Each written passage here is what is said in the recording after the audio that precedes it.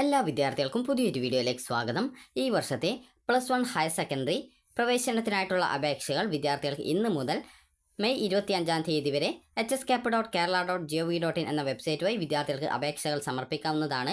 അപേക്ഷ സമർപ്പിക്കുന്നതിന് മുമ്പായിട്ട് വിദ്യാർത്ഥികൾ അപേക്ഷ നൽകാൻ ആവശ്യമായിട്ടുള്ള ഡോക്യുമെൻ്റൊക്കെ തയ്യാറാക്കി വെച്ച ശേഷം മാത്രം അപേക്ഷ നൽകേണ്ടതാണ്. അപ്പോൾ വിദ്യാർത്ഥികൾക്ക് അപേക്ഷ നൽകാനായിട്ട് ആവശ്യമായിട്ടുള്ള ഡോക്യുമെൻറ്റുകൾ ഏതൊക്കെയാണെന്ന് നോക്കാം. ഒന്നാമത്തേത് SSLCയുടെ രജിസ്റ്റർ നമ്പർ, രണ്ടാമത്തേത് മൊബൈൽ നമ്പർ, അതുപോലെ തന്നെ ഇമെയിൽ ID. മൊബൈൽ നമ്പർ നൽകുമ്പോൾ നിങ്ങളുടെയോ അല്ലെങ്കിൽ നിങ്ങളുടെ രക്ഷിതാവിൻ്റെയോ നൽകാൻ ശ്രദ്ധിക്കുക. ഈ ഒരു അലോട്ട്മെൻറ്റ് പ്രോസസ്സ് കംപ്ലീറ്റ് ചെയ്യുന്നതുവരെ നിങ്ങളുടെയോ നിങ്ങളുടെ വീട്ടിലോ ഉണ്ടാകുന്ന നമ്പറായിരിക്കണം നൽകേണ്ടത്. കാരണം OTP നിങ്ങൾക്ക് പല സമയത്തും ആവശ്യമായിട്ട് വരും. അതായത് ഓപ്ഷൻസ് എഡിറ്റ് ചെയ്യണമെങ്കിലൊക്കെ OTPയുടെ ആവശ്യമുണ്ട്. അപ്പോൾ ആ ഒരു സമയത്ത് ഈ ഒരു മൊബൈൽ നമ്പർ നിങ്ങളുടെ കൈവശം ഇല്ല എങ്കിൽ അത് നിങ്ങൾക്കൊരു ബുദ്ധിമുട്ടായിരിക്കും. അതുകൊണ്ട് തന്നെ നിങ്ങളുടെയോ നിങ്ങളുടെ രക്ഷിതാവിൻ്റെയോ മൊബൈൽ നമ്പർ നൽകാനായിട്ട് ശ്രദ്ധിക്കുക. അതുപോലെ തന്നെ വിദേശത്തേക്ക് പോകുന്ന മാതാപിതാക്കൾ ഉള്ളവരാണെങ്കിൽ അവരുടെ മൊബൈൽ നമ്പർ നൽകാതിരിക്കുക. അപ്പോൾ നിങ്ങളുടെ നമ്പർ നൽകാനായിട്ട് ശ്രദ്ധിക്കുക. കാരണം അങ്ങനെ പോകുന്ന സമയത്ത് നിങ്ങൾക്ക് ആ ഒരു ഫോണിലേക്ക് SMS ഒന്നും വരില്ല, വിദേശത്ത് റേഞ്ച് ഉണ്ടാവില്ല. അപ്പോൾ അതുകൊണ്ട് തന്നെ വിദ്യാർത്ഥികൾ ശ്രദ്ധിക്കേണ്ടത് അപ്പോൾ നിങ്ങളുടെ വീട്ടിലെയോ അല്ലെങ്കിൽ നിങ്ങളുടെ നമ്പർ നൽകുന്നതിനും ശ്രദ്ധിക്കുക. അപ്പോൾ വിദ്യാർത്ഥികൾ ശ്രദ്ധിക്കേണ്ട മറ്റൊരു കാര്യം, വിദ്യാർത്ഥികൾ ആദ്യം തന്നെ നിങ്ങൾക്ക് ഏത് സ്കൂളിൽ ഏത് കോഴ്സുകളിലേക്ക് ഓപ്ഷൻസ് വേണം എന്നുള്ള കാര്യം ഒരു ലിസ്റ്റാക്കി തയ്യാറാക്കി വെക്കുക.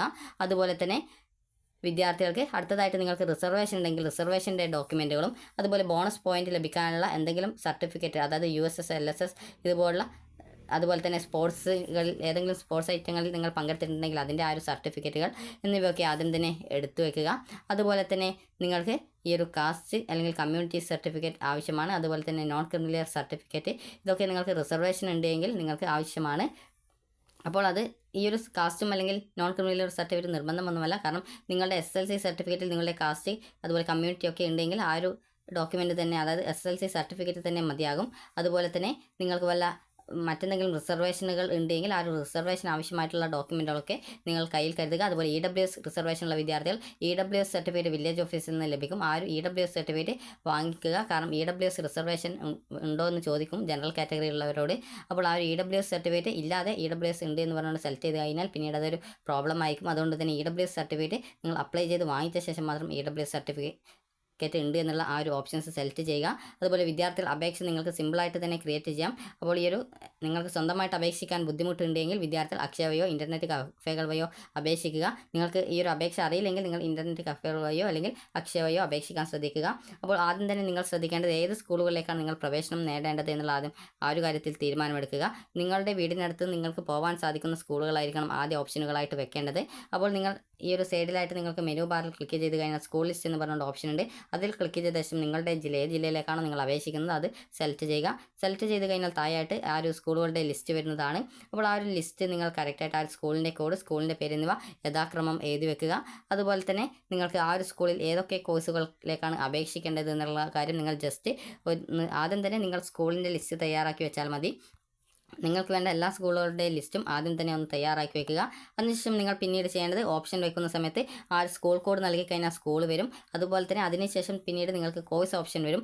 കോഴ്സ് ഓപ്ഷൻ വരുമ്പോൾ ആദ്യം തന്നെ സയൻസ് ഗ്രൂപ്പ് വെക്കുക. സയൻസ് ഗ്രൂപ്പിൻ്റെ കോഴ്സ് കോഡ് 1 അപ്പോൾ 1 സയൻസിൻ്റെ, അത് ബയോളജി സയൻസിൻ്റെ കോഴ്സ് കോഡ്. അപ്പോൾ അതിൽ നിങ്ങൾക്ക് സിമ്പിളായിട്ട് തന്നെ ആ ഒരു കോഴ്സ് കോഡ് മാത്രമല്ല അതിലെ സബ്ജക്റ്റ് നോക്കുമ്പോൾ മനസ്സിലാവും. കെമിസ്ട്രി, അതുപോലെ ഫിസിക്സ്, ബയോളജി, അതുപോലെ തന്നെ മാത്സ് എന്നിവയാണ് ഈ ഒരു ബയോളജി സയൻസിൽ ഉണ്ടാവുക. അത് ബയോളജി ഉറപ്പായിട്ടും ഉണ്ടാവും. അപ്പോൾ അത് പ്രത്യേകം ശ്രദ്ധിക്കുക. അതുപോലെ തന്നെ അടുത്തത് 5ാമത്തെ ആ ഒരു കോഴ്സ് കോഡ് എന്ന് പറഞ്ഞാൽ കമ്പ്യൂട്ടർ സയൻസ് ആണ്. കമ്പ്യൂട്ടർ സയൻസിലുള്ളത് ഈ ഒരു ഫിസിക്സ്, അതുപോലെ തന്നെ കെമിസ്ട്രി, അതുപോലെ തന്നെ മാത്സ്, അതുപോലെ തന്നെ കമ്പ്യൂട്ടർ സയൻസ് ആണുള്ളത്. അതുപോലെ തന്നെ 39 ഈ ഒരു കൊമേഴ്സ്. സാധാരണ അധിക സ്കൂളിലും ഈ ഒരു 39 കോഴ്സ് കോഡുള്ള കോമ്പിനേഷനാണ് സാധാരണഗതിയിൽ ഉണ്ടാവാറുള്ളത്. അപ്പോൾ അതുകൊണ്ട് തന്നെ നിങ്ങൾ ഈ ബിസിനസ് സ്റ്റഡീസ് ഉള്ള ആ ഒരു കോമ്പിനേഷനാണ് കാണുന്നതെങ്കിൽ അത് കൊമേഴ്സ് ആണ്. അതുപോലെ ഹിസ്റ്ററി ഉള്ളതാണെങ്കിൽ അത് ഈ ഒരു ഹ്യൂമാനിറ്റീസ് ആണ്. അപ്പോൾ ഈ ഒരു കാര്യം ശ്രദ്ധിച്ച് നിങ്ങൾ ആദ്യം തന്നെ നിങ്ങൾ ഒരു ഉദാഹരണം പറയുകയാണെങ്കിൽ നിങ്ങൾക്ക് എത്ര ഓപ്ഷൻസ് വേണമെങ്കിലും വെക്കാം. അപ്പോൾ നിങ്ങൾക്ക് ഈ ഒരു ഓപ്ഷൻ ലിസ്റ്റ് തയ്യാറാക്കുന്ന സമയത്ത് നിങ്ങൾ ആദ്യം സ്കൂളിൻ്റെ ലിസ്റ്റ് തയ്യാറാക്കി വെക്കുക. അതിനുശേഷം ആദ്യം എല്ലാ സ്കൂളുകളിലും നിങ്ങൾ സയൻസ് ഗ്രൂപ്പ് നൽകിയ ശേഷം മാത്രം, അത് ബയോളജി സയൻസ് നൽകിയ ശേഷം മാത്രം പിന്നീട് കമ്പ്യൂട്ടർ സയൻസ് നൽകുക.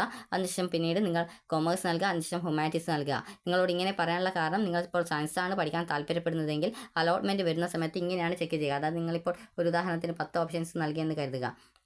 അപ്പോൾ 10 ഓപ്ഷൻസ് നൽകി കഴിഞ്ഞാൽ, അതായത് ഈ ഒരു 10 ഓപ്ഷൻസ് നൽകി കഴിഞ്ഞാൽ പിന്നീട് നിങ്ങൾക്ക് ഒരു ഉദാഹരണം പറയുകയാണെങ്കിൽ നിങ്ങൾക്ക് ഇപ്പോൾ 5ാമത്തെ ഓപ്ഷനാണ് കിട്ടിയത്. നിങ്ങൾക്ക് ഈ ഒരു സയൻസ് നിങ്ങൾ മുകളിലുള്ള ഓപ്ഷൻസാണ് നിങ്ങൾക്ക് ഏറ്റവും കൂടുതൽ താല്പര്യമുള്ള സ്കൂളായിട്ട് വെച്ചിട്ടുണ്ടായിരുന്നത്. ഈ ഒരു 5ാമത്തേത് കമ്പ്യൂട്ടർ സയൻസ് ആണെന്ന് കരുതുക. അപ്പോൾ നിങ്ങൾക്ക് ഇവിടെ അലോട്ട്മെൻറ്റ് കിട്ടും. അലോട്ട്മെൻറ്റ് കിട്ടിക്കഴിഞ്ഞാൽ അലോട്ട്മെൻറ്റ് കിട്ടിയ സ്കൂളിൽ പോയിട്ട് ടെമ്പററി അഡ്മിഷൻ എടുക്കണം. അപ്പോൾ ടെമ്പററി അഡ്മിഷൻ എടുത്ത ശേഷം പിന്നീട് നിങ്ങൾ ഈ ഒരു അടുത്ത അലോട്ട്മെൻറ്റിൽ പരിഗണിക്കുന്നത് 1 തൊട്ട് ഈ ഒരു ഹയർ ഓപ്ഷൻസ് ആയിട്ടുള്ള 4 വരെ ഓപ്ഷൻസ് തന്നെയാണ്.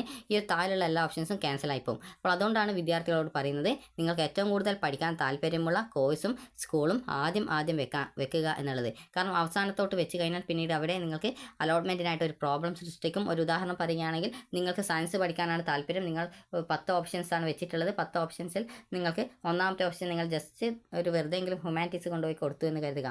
നിങ്ങൾക്ക് അഥവാ നിങ്ങളുടെ ആ ഒരു കഷ്ടകാലത്തിന് ആ ഒരു ഹ്യൂമാനിറ്റീസ് ഫസ്റ്റ് ഓപ്ഷൻ തന്നെയാണ് കിട്ടിയതെന്ന് കരുതുക. അപ്പോൾ അങ്ങനെയെങ്കിൽ നിങ്ങൾക്ക് ഈ ഒരു അലോട്ട്മെൻറ്റ് കംപ്ലീറ്റ് ആകുന്നത് വരെ തന്നെ ഈ ഒരു ഹ്യൂമാനിറ്റീസ് ആയിരിക്കും ഉണ്ടാവുക. അതുപോലെ തന്നെ ട്രാൻസ്ഫറിനാണെങ്കിൽ ഫസ്റ്റ് ട്രാൻസ്ഫറിന് ഫസ്റ്റ് ഓപ്ഷൻ കിട്ടുന്ന വിദ്യാർത്ഥികൾക്ക് അപേക്ഷിക്കാനായിട്ട് പറ്റില്ല. അപ്പോൾ അങ്ങനെ വരുന്ന സമയത്ത് അതൊരു വലിയൊരു ബുദ്ധിമുട്ടായിരിക്കും. അതുകൊണ്ട് തന്നെ നിങ്ങൾ സയൻസാണ് പഠിക്കാൻ താല്പര്യപ്പെടുന്നതെങ്കിൽ ആദ്യ ഓപ്ഷനുകളൊക്കെ ആയിട്ട് എല്ലാ സ്കൂളിലും സയൻസ്, പിന്നീട് കമ്പ്യൂട്ടർ സയൻസ്, അതുപോലെ തന്നെ കൊമേഴ്സ്, അതുപോലെ തന്നെ പിന്നീട് മാത്രമേ ഹ്യൂമാനിറ്റീസ് നൽകാവൂ. നിങ്ങൾക്ക് ഹ്യൂമാനിറ്റീസ് തന്നെയാണ് പഠിക്കാൻ താല്പര്യമുള്ളതെങ്കിൽ നിങ്ങൾക്ക് 1ാമത്തെ ഓപ്ഷനായിട്ട് വെക്കാം. എന്നാൽ സയൻസ് ഗ്രൂപ്പാണ് പഠിക്കാൻ താല്പര്യമുള്ളതെങ്കിൽ ബയോളജി സയൻസ് ആയിരിക്കണം ഫസ്റ്റ് ഓപ്ഷൻസ് ആയിട്ട് വെക്കേണ്ടത്. ഇക്കാര്യം വിദ്യാർത്ഥികൾ പ്രത്യേകം ശ്രദ്ധിക്കുക. അതുപോലെ ട്രാൻസ്ഫർ അലോട്ട്മെൻറ്റിൽ എല്ലാവർക്കും ട്രാൻസ്ഫർ ഒന്നും കിട്ടണമെന്നില്ല. അതുകൊണ്ട് തന്നെ നിങ്ങൾ ശ്രദ്ധിക്കേണ്ട കാര്യം ഈ ഒരു കാര്യമാണ്. നിങ്ങൾക്ക് താല്പര്യമുള്ള സ്കൂളും കോഴ്സും ആയിരിക്കണം ഓപ്ഷനായിട്ട് വെക്കേണ്ടത്. നിങ്ങൾക്ക് ട്രയൽ അലോട്ട്മെൻറ്റ് വരുന്ന സമയത്ത് ആ ഒരു അപേക്ഷയിൽ എന്തെങ്കിലും ഓപ്ഷൻസ് ഒക്കെ എഡിറ്റ് ചെയ്യണമെങ്കിൽ എഡിറ്റ് ചെയ്യാം. പക്ഷേങ്കിൽ അതിനൊന്നും നിൽക്കാതെ നിങ്ങൾ ഇപ്പോൾ തന്നെ ഈ ഒരു അപേക്ഷയിൽ എന്തെങ്കിലും ഓപ്ഷൻസോ അല്ലെങ്കിൽ മറ്റെന്തെങ്കിലും ഡോക്യുമെൻ്റ് ഡീറ്റെയിൽസ് ഒക്കെ തെറ്റായിട്ട് നൽകുകയോ മറ്റോ ചെയ്തിട്ടുണ്ടെങ്കിൽ അതൊക്കെ കറക്റ്റായിട്ട് ശ്രദ്ധിക്കുക. അതുപോലെ തന്നെ നിങ്ങളുടെ കാറ്റഗറി, അതായത് പല വിദ്യാർത്ഥികളും മുസ്ലിം കാറ്റഗറി, അതുപോലെ തന്നെ ഈയവ, അതുപോലെ തീയ, അതുപോലെ തന്നെ ബില്ലാവ എന്നിങ്ങനെ വിഭാഗത്തിലൊക്കെ ഉൾപ്പെടുന്നവർ സാധാരണഗതിയിൽ OBC എന്നായിരിക്കും നിങ്ങളുടെ SSLC സർട്ടിഫിക്കറ്റിലൊക്കെ ഉണ്ടാവുക. അപ്പോൾ നിങ്ങൾ OBC എന്ന് കൊണ്ടുപോയിട്ട് ഇതിൽ സെലക്ട് ചെയ്ത് കൊടുത്തു കഴിഞ്ഞാൽ നിങ്ങൾക്ക് അത് അലോട്ട്മെൻറ്റ് കിട്ടിക്കഴിഞ്ഞാൽ അഡ്മിഷൻ എടുക്കുന്നതിനെ ബാധിക്കുന്നതാണ്. അപ്പോൾ അതുകൊണ്ട് തന്നെ വിദ്യാർത്ഥികൾ ശ്രദ്ധിക്കേണ്ടത് നിങ്ങളുടെ ആ ഒരു കാറ്റഗറി ഏതാണ് എന്നുള്ളത് ഇവിടെ പ്രോസ്പെക്ടസിൽ ക്ലിക്ക് ചെയ്ത ശേഷം നിങ്ങൾ ചെയ്യേണ്ടത് അപ്പൻഡിക്സ് 7 അല്ല, അതായത് 4 ആണെന്ന് തോന്നുന്നു. അപ്പോൾ ജസ്റ്റ് നമുക്ക് നോക്കാം. അപ്പോൾ ഇതിൽ കറക്റ്റായിട്ട് നിങ്ങളുടെ ആ ഒരു കാറ്റഗറി ഏതാണെന്നുള്ളത് കറക്റ്റായിട്ട് നൽകിയിട്ടുണ്ട്. അപ്പോൾ നമുക്ക് നോക്കാം. അതായത് ഇതല്ല, ജസ്റ്റ് 5 ആണെന്ന് തോന്നുന്നു. അപ്പോൾ നമുക്കതൊന്ന് ജസ്റ്റ് നോക്കാം. അപ്പോൾ കാറ്റഗറി ഏതാണെന്നുള്ളത് കറക്റ്റായിട്ട് നൽകിയിട്ടുണ്ട്. അപ്പോൾ അത് നിങ്ങൾ ജസ്റ്റ് ഒന്ന് ഡൗൺലോഡ് ചെയ്തെടുത്തിട്ട് നോക്കുക. അപ്പോൾ അതുമല്ല, ജസ്റ്റ് അപ്പോൾ അനക്സ്റ്റർ 2 എന്ന് പറഞ്ഞുകൊണ്ട് നൽകിയിട്ടുണ്ട്. അതിൽ നിങ്ങളുടെ കാറ്റഗറി ഏതാണെന്നുള്ളത് കറക്റ്റായിട്ട് കൊടുത്തിട്ടുണ്ട്. ഇവിടെ കട്ടിയിൽ കൊടുത്തതാണ് കാറ്റഗറി ആയിട്ട് സെലക്ട് ചെയ്യേണ്ടത്. കട്ടി കുറഞ്ഞതിൽ കൊടുത്തിട്ടുള്ളത് നിങ്ങളുടെ, അതായത് ഇവിടെ നിങ്ങൾക്ക് കാണും കട്ടി കുറഞ്ഞിട്ടും കട്ടി കൂടിയതായിട്ടും നൽകിയിട്ടുള്ളത്. അപ്പോൾ ഈ ഒരു കോഡ് 2 എന്ന് പറയുന്നത് ETB ആണ്. അപ്പോൾ അതിൽ ഈയവ, തീയ, ബില്ലാവ എന്നിവരൊക്കെ ഉൾപ്പെടുന്നുണ്ട്. കോഡ് 3 എന്ന് പറഞ്ഞാൽ മുസ്ലിമാണ്. മുസ്ലിമിൽ നിങ്ങൾക്ക് ഇസ്ലാം കാറ്റഗറിയുള്ള അതായത് ഇസ്ലാം ആയിട്ടുള്ള എല്ലാവരും മുസ്ലിം കാറ്റഗറിയിലാണ് ഉൾപ്പെടുക. അപ്പോൾ ഈ രീതിയിൽ നിങ്ങളുടെ കാറ്റഗറി ഏതാണെന്നുള്ളത് കറക്റ്റായിട്ട് മനസ്സിലാക്കുക. അല്ലാതെ OBC എന്ന് കൊണ്ടുപോയിട്ട് കൊടുക്കരുത്. കാരണം OBCയിൽ തന്നെ നിരവധി വിഭാഗക്കാരുണ്ട്. അപ്പോൾ നിങ്ങളുടെ കാറ്റഗറി ഏതാണെന്നുള്ളത് കറക്റ്റായിട്ട് കൊടുക്കുക. നിങ്ങൾ ഈയവയോ അല്ലെങ്കിൽ തീയയോ അല്ലെങ്കിൽ ബില്ലാവോ, അതുപോലെ ഇതിൽ മുകളിൽ പറഞ്ഞ പ്രകാരം അതിലേതെങ്കിലും വിഭാഗത്തിൽ ഉൾപ്പെടുന്നവരാണെങ്കിൽ ETB എന്നുള്ളതാണ് സെലക്ട് ചെയ്യേണ്ടത്. കാരണം കഴിഞ്ഞ വർഷം ഒരു വിദ്യാർത്ഥി OBC എന്ന് കൊടുത്തിട്ട് അലോട്ട്മെൻറ്റ് കിട്ടിയപ്പോൾ ആ ഒരു വിദ്യാർത്ഥിക്ക് കാറ്റഗറി വൈസ് സീറ്റിൽ കിട്ടിയത് കൊണ്ട് തന്നെ ആ ഒരു വിദ്യാർത്ഥിക്ക് അലോട്ട്മെൻറ്റ് കിട്ടിയിട്ടും സ്കൂളിൽ പോയപ്പോൾ അഡ്മിഷൻ കൊടുത്തിട്ടുണ്ടായിരുന്നില്ല. അതുകൊണ്ട് തന്നെ നിങ്ങളുടെ കാറ്റഗറി ഏതാണെന്നുള്ളത് കറക്റ്റായിട്ട് മനസ്സിലാക്കുക. ഇതിൽ നിങ്ങളുടെ കാറ്റഗറി കട്ടിയിലും അതുപോലെ നിങ്ങളുടെ കാസ്റ്റ് അല്ലെങ്കിൽ റിലീജിയൻ ഇവിടെ കട്ടി കുറഞ്ഞ രീതിയിലും കൊടുത്തിട്ടുണ്ട്. അപ്പോൾ അത് മനസ്സിലാക്കിയിട്ട് നിങ്ങളുടെ കാറ്റഗറി ഏതാണെന്നുള്ളത് കറക്റ്റായിട്ട് മനസ്സിലാക്കുക. ഇത് നിങ്ങളോട് പറയാൻ കാരണം നിങ്ങൾക്ക് അലോട്ട്മെൻറ്റ് കിട്ടിക്കഴിഞ്ഞാൽ പിന്നീട് അഡ്മിഷൻ കിട്ടാതിരിക്കുകയാണെങ്കിൽ അതൊരു വലിയൊരു ബുദ്ധിമുട്ട് തന്നെയാണ്. അപ്പോൾ അതുകൊണ്ട് തന്നെ നിങ്ങൾ ആ ഒരു കാര്യം ശ്രദ്ധിക്കുക. അതുപോലെ തന്നെ അപേക്ഷ നൽകാനായിട്ട് സിമ്പിളായിട്ട് ചെയ്യാവുന്നതാണ്. ക്രിയേറ്റ് കാൻഡിഡേറ്റ് ലോഗിൻ എസ്റ്റാബ്ലിഷ് എന്ന ലിങ്കിൽ ക്ലിക്ക് ചെയ്യുക. അതിനുശേഷം നിങ്ങൾക്ക് ഇവിടെ നിങ്ങളുടെ ജില്ല സെലക്ട് ചെയ്ത് കൊടുക്കുക. ഏതൊക്കെ ജില്ലയിൽ അപ്ലൈ ചെയ്യണം ആ ഒരു ജില്ലയിലേക്ക് സെപ്പറേറ്റ് കാൻഡിഡേറ്റ് ലോഗിൻ ക്രിയേറ്റ് ചെയ്യണം. കാൻഡിഡേറ്റ് ലോഗിൻ ക്രിയേറ്റ് ചെയ്യുന്ന സമയത്ത് വിദ്യാർത്ഥികൾ ശ്രദ്ധിക്കേണ്ടത് ഒരു വിദ്യാർത്ഥിക്ക് ഒരു ജില്ലയിൽ ഒരു കാൻഡിഡേറ്റ് ലോഗിൻ മാത്രമേ ക്രിയേറ്റ് ചെയ്യാൻ പറ്റുള്ളൂ. അതുകൊണ്ട് തന്നെ നിങ്ങളുടെ SSLC സ്കീം, രജിസ്റ്റർ നമ്പർ, അതുപോലെ month of pass, year of pass, date of birth, mobile number, അതുപോലെ തന്നെ ഉള്ള ഡീറ്റെയിൽസ് കൊടുക്കുമ്പോൾ തെറ്റിപ്പോകരുത്. തെറ്റിക്കഴിഞ്ഞാൽ പിന്നീട് തിരുത്തുന്നതിനായിട്ട് സാധിക്കില്ല. അതുപോലെ തന്നെ പിന്നീട് വീണ്ടും പുതിയ കാൻഡിഡേറ്റ് ലോഗിൻ ക്രിയേറ്റ് ചെയ്യാൻ സാധിക്കുന്നതല്ല. അതുപോലെ തന്നെ മൊബൈൽ നമ്പർ നൽകുമ്പോൾ നേരത്തെ പറഞ്ഞതുപോലെ തന്നെ അലോട്ട്മെൻറ്റ് പ്രോസസ്സ് കംപ്ലീറ്റ് ചെയ്യുന്നതുവരെ നിങ്ങളുടെ കൂടെ ഉള്ള ആരുടെയെങ്കിലും മൊബൈൽ നമ്പർ ആയിരിക്കണം നൽകേണ്ടത്. അതുപോലെ SMS OTP ഒക്കെ വരുന്ന മൊബൈൽ നമ്പർ ആയിരിക്കണം. ഇവിടെ നിങ്ങളുടെ SSLC സ്കീം ഈ വർഷത്തേതാണെങ്കിൽ 2023-24, അതുപോലെ CBSE ICSE SSLC IID other THSLC അതുപോലെ തന്നെ THSLC IHRD ന്യൂ സ്കീം അതുപോലെ തന്നെ SSLC 2017 മുതൽ 23 വരെയുള്ളവർ. അപ്പോൾ ഇങ്ങനെയുള്ള ഓപ്ഷൻസ് സ്കീം കൊടുത്തിട്ടുണ്ട്. അപ്പോൾ നിങ്ങൾ ഈ വർഷം പാസ്സായതാണെങ്കിൽ SSLC 2023-24 എന്നുള്ളതാണ് സെലക്ട് ചെയ്യേണ്ടത്. അതുപോലെ രജിസ്റ്റർ നമ്പർ നൽകുക. രജിസ്റ്റർ നമ്പർ നൽകിയ ശേഷം പിന്നീട് ഇവിടെ മന്ത് ഓഫ് പാസ് കൊടുത്തിട്ടുണ്ട്. അത് നിങ്ങൾ ചെയ്യേണ്ടത് മെയ്യിലാണ് നിങ്ങളുടെ റിസൾട്ട് വന്നിട്ടുള്ളത്. അപ്പോൾ മെയ്യിലാണ് നിങ്ങൾ പാസ്സായിട്ടുള്ളത്.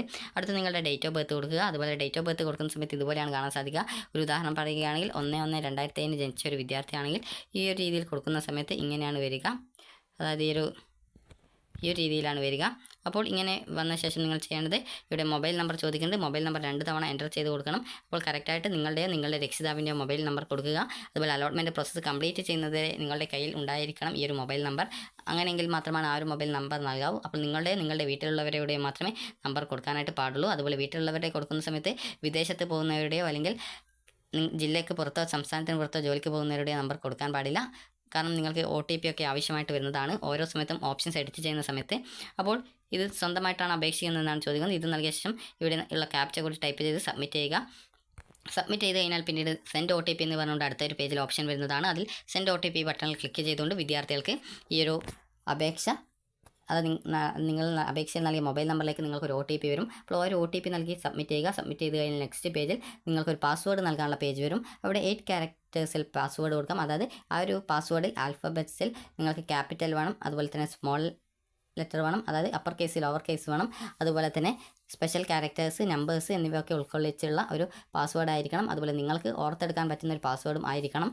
അപ്പോൾ നിങ്ങൾക്ക് ആ ഒരു പാസ്വേഡ് നിങ്ങളൊരു പേപ്പറിൽ എഴുതി വെക്കുക. അതിനുശേഷം നിങ്ങൾ ആ ഒരു പാസ്വേഡ് കറക്റ്റായിട്ട് കൊടുക്കുക. പാസ്വേഡ് കൊടുത്ത് സബ്മിറ്റ് ചെയ്യുന്ന സമയത്ത് നിങ്ങൾക്ക് ആ ഒരു പാസ്വേഡ് ഒരു പേപ്പറിൽ എഴുതി വെക്കണം. അതിനുശേഷം നിങ്ങൾക്ക് അവിടെ ഒരു ആപ്ലിക്കേഷൻ നമ്പർ എന്ന് പറഞ്ഞുകൊണ്ട് കാണാൻ പറ്റും. ആ ഒരു ആപ്ലിക്കേഷൻ നമ്പർ കറക്റ്റായിട്ട് ഒരു പേപ്പറിൽ എഴുതി വെക്കുക. അതിനുശേഷം കാൻഡിഡേറ്റ് ലോഗിൻ എന്നുള്ള ഒരു ലിങ്ക് കാണാൻ പറ്റും. അതിൽ ക്ലിക്ക് ചെയ്യുക. ക്ലിക്ക് ചെയ്ത ശേഷം പിന്നീട് വിദ്യാർത്ഥികൾക്ക് നേരത്തെ നിങ്ങൾ എഴുതി വെച്ച ആ ഒരു ആപ്ലിക്കേഷൻ നമ്പർ ഇവിടെ ടൈപ്പ് ചെയ്യുക. അതിനുശേഷം പാസ്വേഡ് ഇവിടെ ടൈപ്പ് ചെയ്യുക. അതിനുശേഷം നിങ്ങളുടെ ജില്ല ഏതാണ് അത് നിങ്ങൾ സെലക്ട് ചെയ്ത് കൊടുക്കുക. അപ്പോൾ ഈ ഒരു രീതിയിൽ ലോഗിൻ ചെയ്തുകൊണ്ട് നിങ്ങൾക്ക് ഈ ഒരു അപേക്ഷ നൽകാവുന്നതാണ്. സ്വന്തമായിട്ട് അപേക്ഷിക്കാൻ ബുദ്ധിമുട്ടുള്ള വിദ്യാർത്ഥികൾ സ്വന്തമായിട്ട് അപേക്ഷിക്കാതെ അക്ഷയ വഴിയോ ഇൻ്റർനെറ്റ് കഫേകൾ വഴിയോ ഒക്കെ അപേക്ഷ നൽകാനായിട്ട് ശ്രദ്ധിക്കുക. അതുപോലെ നിങ്ങൾക്ക് സ്വന്തമായിട്ട് അപേക്ഷ നൽകാനായിട്ട് നിങ്ങൾക്ക് സാധിക്കുന്നതാണ്. ഹൗ ടു അപ്ലൈ എന്ന് പറഞ്ഞുകൊണ്ടുള്ള ഒരു ലിങ്ക് നൽകിയിട്ടുണ്ട്. ഇത് നോക്കി ജസ്റ്റ് നിങ്ങൾ വായിച്ച് മനസ്സിലാക്കിയാൽ തന്നെ നിങ്ങൾക്ക് സിമ്പിളായിട്ട് സ്വന്തമായിട്ട് തന്നെ അപേക്ഷ നൽകാം. അപ്പോൾ അപേക്ഷ നൽകിയ ശേഷം വിദ്യാർത്ഥികൾക്ക് ട്രയൽ അലോട്ട്മെൻറ്റ് സമയത്ത് മാത്രമേ വിദ്യാർത്ഥികൾക്ക് അപേക്ഷയിൽ അതായത് സബ്മിറ്റ് ചെയ്ത് കഴിഞ്ഞാൽ പിന്നീട് എഡിറ്റ് ചെയ്യാൻ സാധിക്കുള്ളൂ. അപ്പോൾ 25-ാം തീയതിക്കകം വിദ്യാർത്ഥികൾ ഈ ഒരു അപേക്ഷ നൽകുകയും അപേക്ഷ കൺഫേം ചെയ്യുകയും ചെയ്യേണ്ടതാണ്. അപ്പോൾ വിദ്യാർത്ഥികൾക്ക് ഈ ഒരു വീഡിയോ ഉപകാരപ്രദമായിട്ടുണ്ടെന്ന് കരുതുന്നു. ഉപകാരപ്രദമായിട്ടുണ്ടെങ്കിൽ ലൈക്ക് ചെയ്യുക, ഷെയർ ചെയ്യുക. Thank you.